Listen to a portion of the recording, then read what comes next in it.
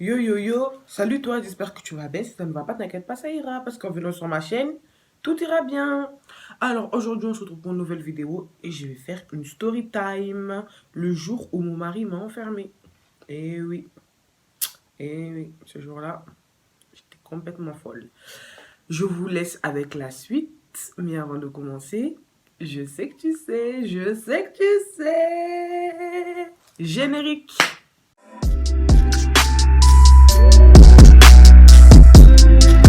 Donc voilà, comme je vous l'ai dit, ça va être une story time du fait du jour où mon mari m'a enfermé. Alors, mais avant de commencer, je voulais vous dire, excusez-moi pour le fait de ne pas avoir fait des vidéos ces derniers temps, mais j'étais extrêmement fatiguée, j'étais vraiment pas bien. Voilà, mais là je suis revenue en force, voilà, je suis en forme, je suis bien, je suis de plus en plus folle et c'est tout ce qu'on aime. Voilà. Déjà, par où commencer? Déjà, l'histoire, ça s'est passé l'année dernière, donc 2019. Je pense que là, ça fait à peu près déjà un an que ça s'est passé. Et ce jour-là, c'était une journée normale, hein.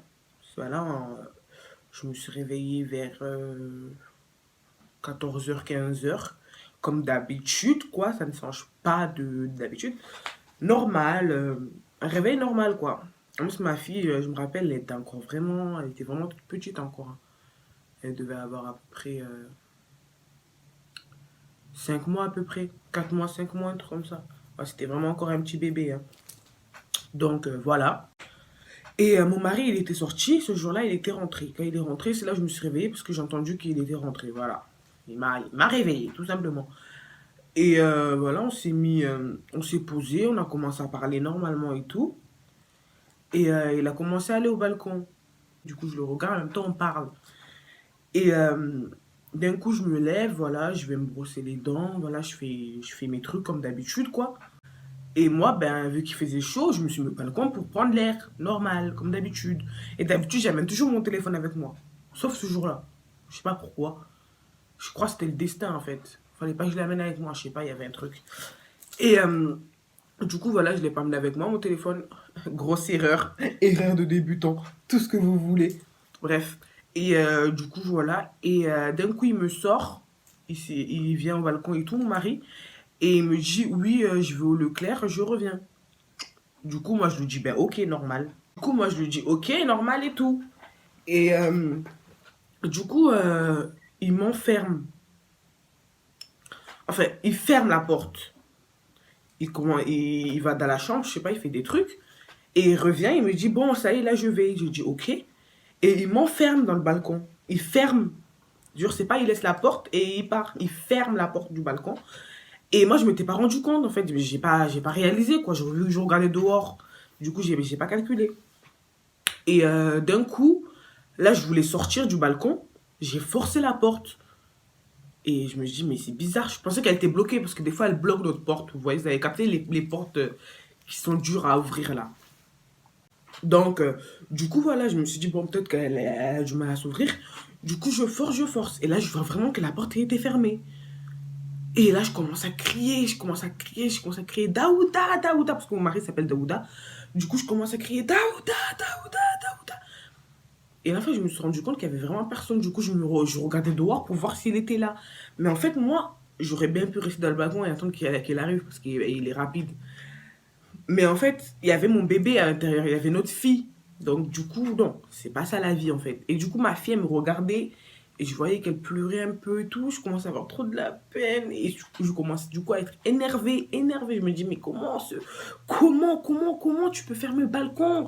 Comment? Laisse la putain de porte et pars si tu veux, mais comment? Et du coup, voilà. Et du coup, voilà, il y a des gens dehors. Et je commence tellement à taper fort, à crier. En même temps, il y a plein de gens qui sont dehors, qui sont en train de me regarder. Et tout. Et moi, comme je voulais trop faire la meuf, je commence à escalader. Escalader en parenthèse, hein. Parce que voilà, on va pas non me forcer la vie, meuf, reste à ta place. Du coup, voilà, et je commence toujours à taper la porte.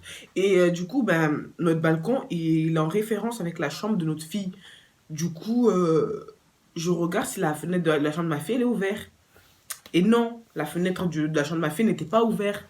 Du coup, je me dis, putain de merde. Du coup, je tape et tout.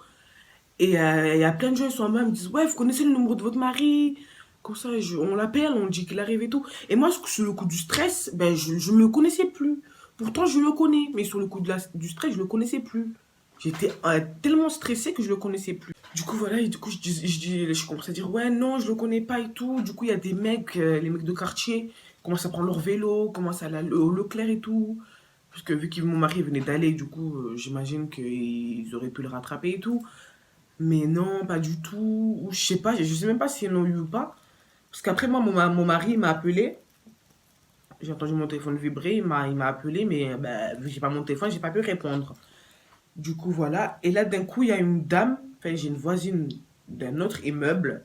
Elle est sortie, elle m'a dit, oui, je suis pompier. Si vous voulez, j'appelle mes collègues de pompiers pour qu'ils viennent ben, vous sortir de là. Et moi, au début, j'hésitais un peu, voilà, parce qu'ils me demandaient qu'est-ce que vous faisiez au balcon, votre mari faisait quoi. J'hésitais un peu, en fait. Après, je me suis dit, bon, je vais pas rester là toute ma vie, il y a ma fille qui m'attend, quoi, elle est pas bien. Du coup, je lui ai dit oui. Donc voilà, du coup, la pompier, là, elle appelle ses autres collègues et elle me dit, ouais, d'attendre. Du coup, moi, j'attends et tout. Et elle me dit, est-ce qu'il y a une clé sur la porte? Du coup, je lui dis, non. Mon mari, il a amené ses clés et moi, j'ai mes clés. Et du coup, elle me dit, ok, attendez, les pompiers, ils arrivent et tout. Et là, les pompiers commencent à arriver. Du coup, ils vont, pour atteindre mon balcon, ils sont allés dans le balcon de ma voisine.